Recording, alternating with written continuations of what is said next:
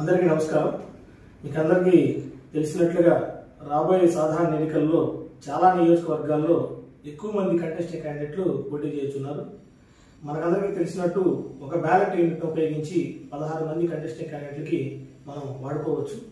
అయితే 16 కంటే ఎక్కువ మంది కంటెస్టింగ్ క్యాండిడేట్లు ఉన్న చోట బ్యాలెట్ యూనిట్ అదనంగా వాడాల్సి ఉంటుంది.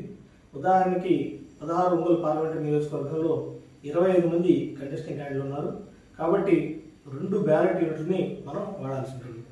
ఇటువంటి సందర్భంలో పోలింగ్ డే నాడు ఈవీఎంని రెడీ చేసుకునేటప్పుడు ప్రిసైడింగ్ అధికారి ఆ ఈవీఎంని బ్యాలెట్ యూనిట్ని ఎలా కనెక్ట్ చేసుకోవాలనే విషయాన్ని ఈరోజు వీడియోలో మనం చూద్దాం.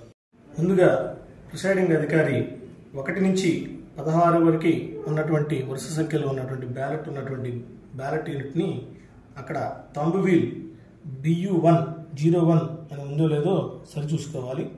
ఆ తర్వాత ఉన్నటువంటి వరుస సంఖ్య ఉన్నటువంటి బ్యాలెట్ ఉన్న యూనిట్ మీద థంబ్ వీల్ BU2 ఉందో లేదో సరి చేసుకోవాలి. ఇందుకోసం ముందుగా థంబ్ వీల్లో 02 ఉన్నటువంటి బ్యాలెట్ యూనిట్ యొక్క ప్లగ్ని తీసుకుని థంబ్ వీల్లో 01 చూపిస్తున్నటువంటి బ్యాలెట్ యూనిట్కి కనెక్ట్ చేయాలి.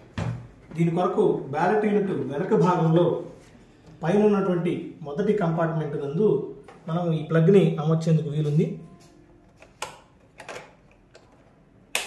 ఇలాంటి సౌండ్ వచ్చి అది కనెక్షన్ అనేది అవుతుంది. దీనికి ఈ కనెక్షన్ అనేది అయిపోయిన తర్వాత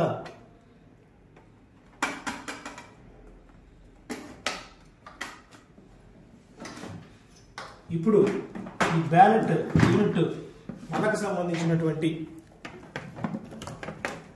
ప్లగ్ని మనం గతంలో ఎలాగైతే మొదటి బ్యాలెట్ నుంచి వీవీప్యాట్కి ఇస్తామో ఈ బ్యాలెట్ యూనిట్ 01 ఉన్న థంబ్ వీల్ ఉన్నటువంటి బ్యాలెట్ యూనిట్ నుంచి వచ్చిన ప్లగ్ని వీవీప్యాట్కి కనెక్ట్ చేయవలసి ఉంటుంది. దీని వరకు వీవీప్యాట్ వెనుక భాగంలో ఏదైతే ప్లగ్ కంపార్ట్మెంట్ ఉందో అక్కడ మనం ఈ వైర్ని కనెక్ట్ చేయాలి.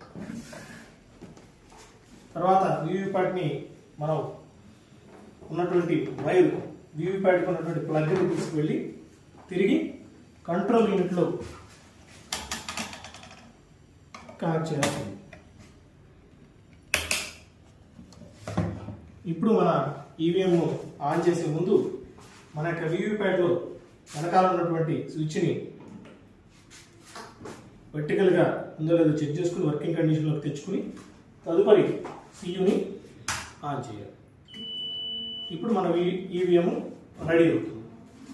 ఇలా మనం బ్యాలెట్ యూనిట్లని అధిక సంఖ్యలో ఉన్నప్పుడు డిసెండింగ్ ఆర్డర్లో అంటే పైనుంచి కిందకి వరకు వరుస క్రమంలో కనెక్ట్ చేసుకుంటూ వచ్చి చివరిగా 1వ నెంబర్ బ్యాలెట్ యూనిట్ అంటే థంబ్ వీల్లో 01 ఉన్న బ్యాలెట్ యూనిట్ని వీవీప్యాట్కి కనెక్ట్ చేయడం ద్వారా ఈవీఎంని రెడీ చేసుకోవచ్చు.